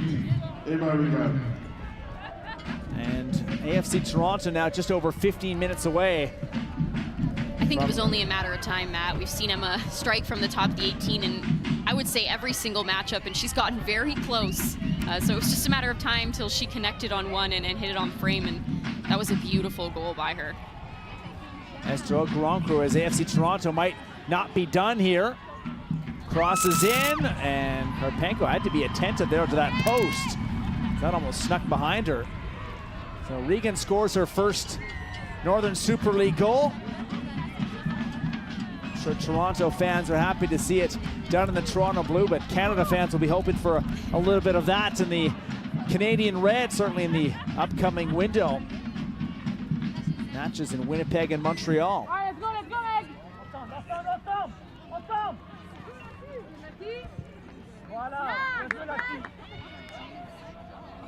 Some activity along the touchline with the Roses preparing another change, as they did have a couple of chances.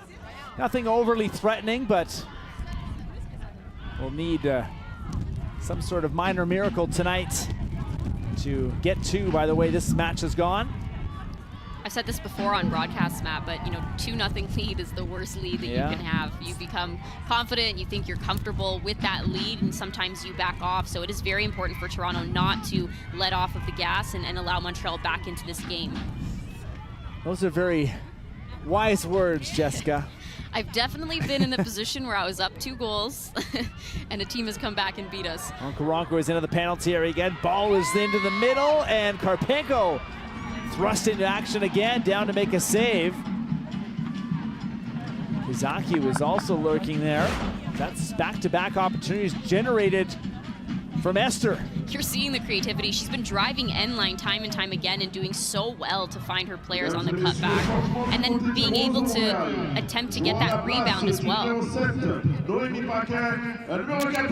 Night comes to an end for Noemi Paquin. And Claire Monyard, London, Ontario native, will come into the match. 58 minutes for Monyard on the season. But you're absolutely right. If the Roses can get one quickly, 10 minutes, switch to work.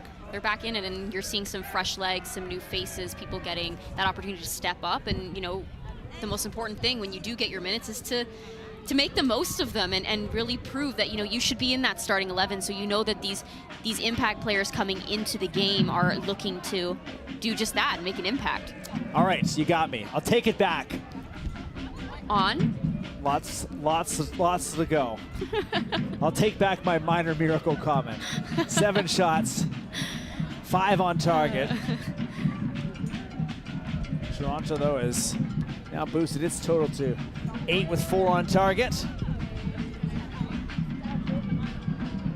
If you're just tuning in, you're watching the Northern Super League presented by BMO, the official bank of the NSL. AFC Toronto once again playing with pace. Taken down a second time, and this time the foul goes against AFC Toronto. That was Barnett.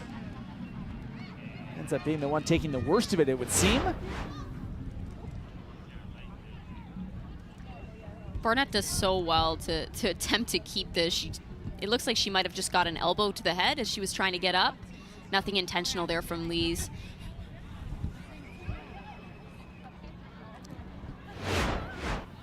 Definitely the arm swinging towards her direction there.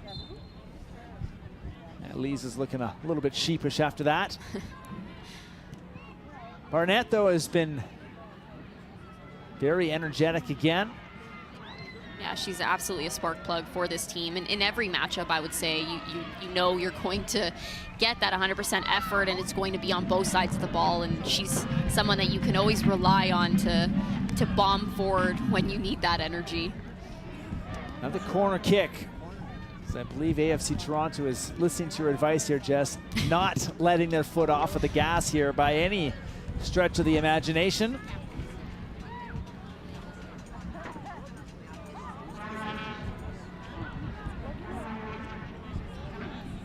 Corner kicks now 4-0 favoring AFC Toronto. Barnett will come from left to right here.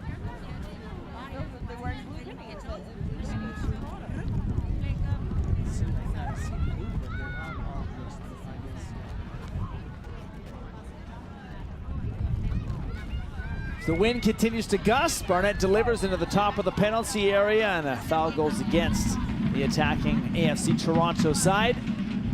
Oh. Sauvé had enough of that, with Regan taking her time, pushing the ball away. Hasn't been overly chippy in this match. Almost given away. Karpenko has to put an end to that. There's some room for Jody Smith. Smith runs into a aggressive tackle from Nikki Small.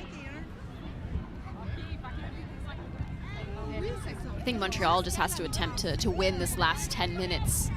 You know, you leave everything out there, walk away from this match knowing we left everything out on the pitch, and there's nothing we can change. And I think, you know, just head into the next match with lessons, but there's still 10 minutes. You can absolutely get back into the game with that time and just be confident in what your side brings and attempt to get one.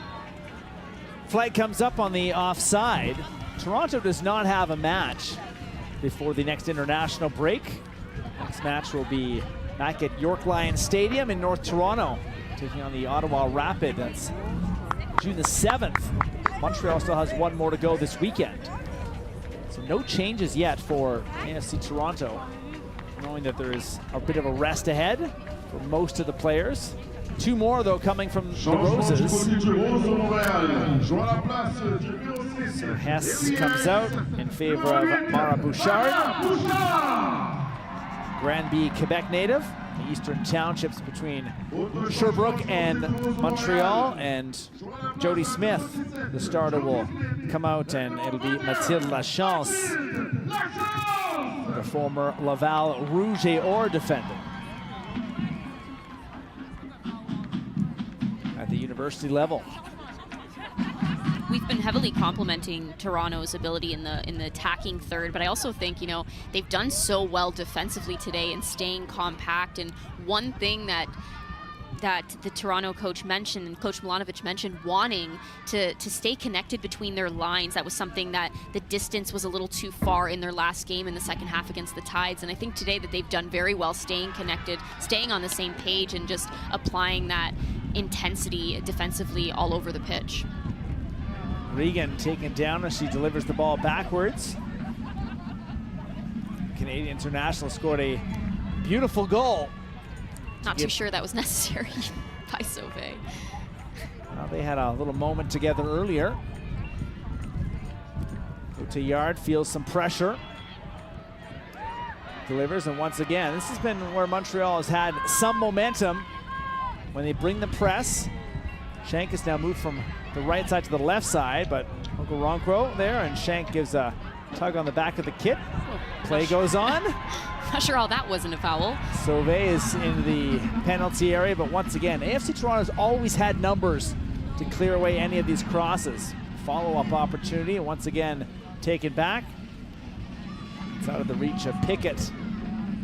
You're seeing a bit of that frustration come out on this Montreal side, and in those fouls, in the shirt pulling, in the late hits. I think that they need to be able to find that level-headedness, because that's not going to help when you are chasing the game. You have to just be able to focus on the next task and not, stay focused on the fact that you're losing. That's not really the important thing in this moment. You just need to focus on the next task ahead to be able to attempt to get on the board. Ball intended for Shank, but it was a slow roller and intercepted. Shayna Suri will leave for Okorenkwo. Shank, though, does well backtracking. Has some help from the captain, and Sauvé. Another, perhaps a frustration foul. No words of support to Suri here, who goes down. Yeah, we're definitely seeing frustration fouls here. This is another one on Shank. I'm not sure how this didn't get called. It couldn't be more blatant than that. That's a full hand of the shirt, without a doubt. The ball laid still for a while before anyone was able to get there.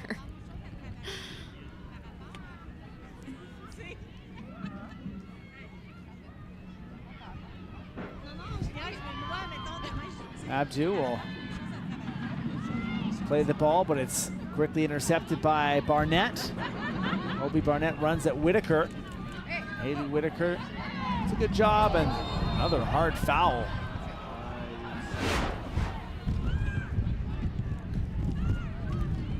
Nice little, another mag. Yeah. That's 2 for AFC Toronto defenders. I was gonna say, love the cheekiness and the confidence from the defenders from both Hong and Cathro this game. Any notable nutmegs in your playing career? Ooh. Off the top of your head? I don't know, Matt. I'm sure there's some in there. Uh-huh. I definitely have gotten megged multiple times. Those ones you remember? Not in the games, though, okay? Just in the rondo circle before training. Okay. That's allowed. I'm sure there were some in the games as well, but we're not going to own those.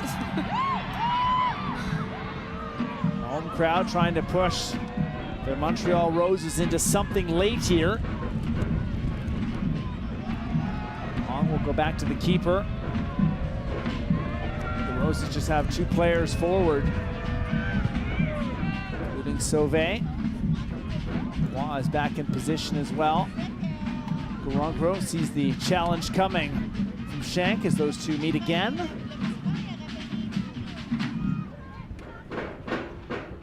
On the bright side, we do have the band back in the picture here after a short break. I'm telling you, Matt, I'm gonna bring an instrument next time and you can play, okay? Not sure how that would work in the commentary booth, but I mean, everyone can hear your talent. Ball is into the penalty area. Not sure that's what everybody needs to hear, to be honest. I have confidence in you, Matt. Well, AFC Toronto is playing with a lot of confidence right now. 4 minutes away from stoppage time, and perhaps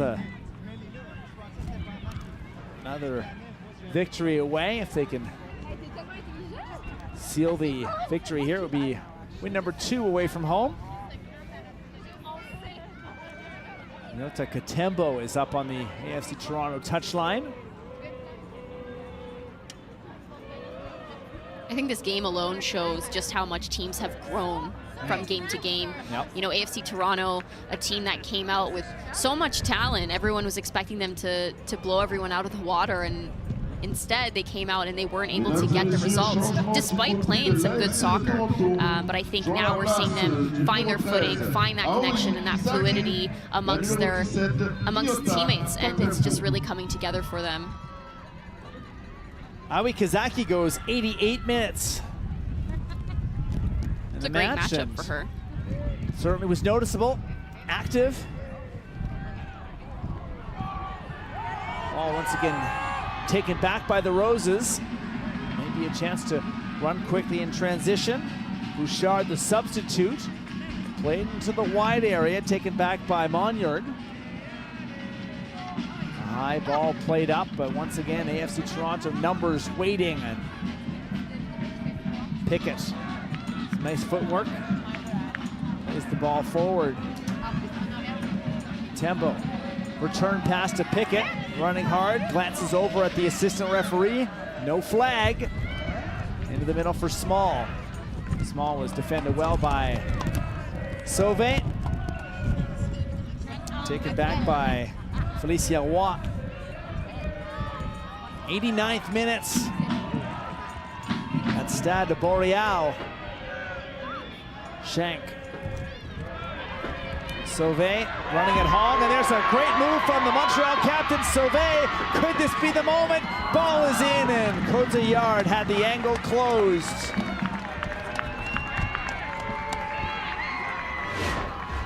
This is a good little battle that Sauvé was able to put out and against Hong. She's a great little move. She drives end line and gets that across, but not far enough to be away from Cotillard. Cotillard does well to hold on to that. You see her confident enough to take on Rollins again, drive end line. But this is when you need to see the urgency from this Montreal side. You're in the final moments of the game. At least attempt to get one on goal. They're just right now rushing that final decision. It's not clean. It looks like the frustration is sort of getting the better of them in these moments.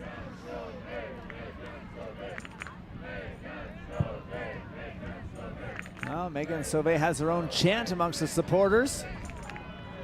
Ronco right now will win this battle. Oh, and a left boot. Looking for her second brace of the season. Cannot believe that she missed the target.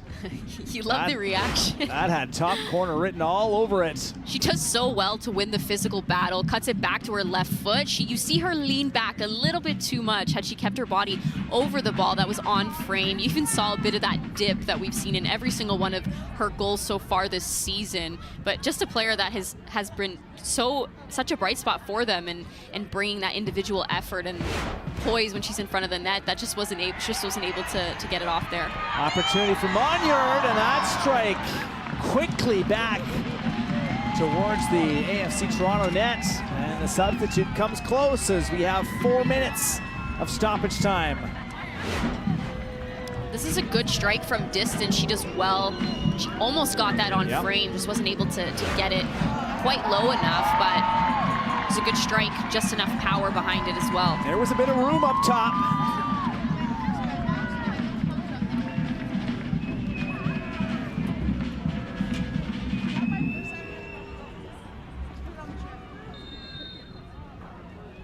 The potential change coming up for AFC Toronto with April Lantagne, who will be heading for international duty with the under-20 Canadian team coming up.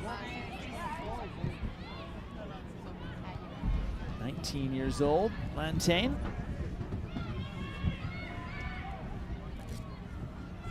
Here's Pickett. Ball looking for Esther Okoronkwo, who is offside. Close play as the Roses back line dealt with that well.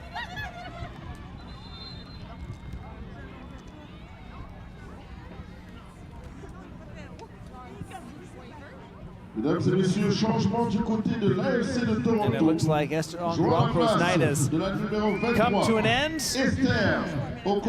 Had a terrific moment midway through the first half. And let's have another look at that left boot. The more you watch it over and over again, Matt, I keep repeating it, but you just see that quality that she has. She was a very big impact for this Toronto side today, and I said before the game I would love to see her step up today for this Toronto team and just lead them, and that's exactly what she did. She was such a bright spot, was able to get that on goal, get them on the board. Great performance by her. 6 goals for country in international play for Nigeria, and 3 goals now through the first 6 matches for AFC Toronto, who are a couple of minutes away from picking up a victory and joining Montreal Roses at the top of the table with 10 points.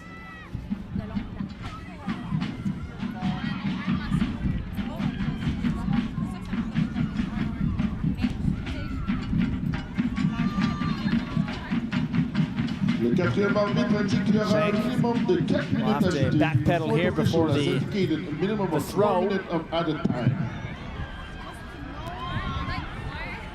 Taken back by the Roses.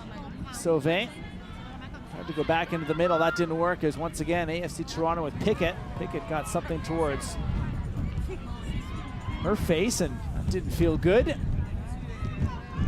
Sauvé's been a bit of a menace here in the second half. Into the 4th minute of stoppage time. Have to think that it will be closing time shortly. Shayna Surrey will play this ball down, and it is Latane giving chase. Katembo puts the ball back in and dealt with well there by the Roses, but time is becoming of the essence. There's not much of it left. Goal in the first half, a goal in the second for AFC Toronto. One of them by Regan. Both have been fantastic goals. High out of the reach of the keeper. Small will just take this towards the corner flag and more than happy to win this. And we've crossed over the 4 minutes now.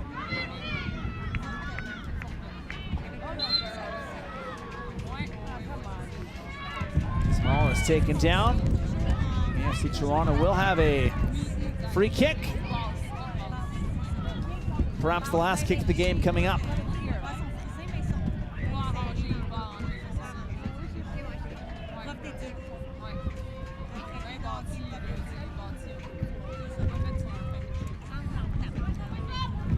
Curious to see if they're going to get this in the box or do a little tap and keep it in that corner.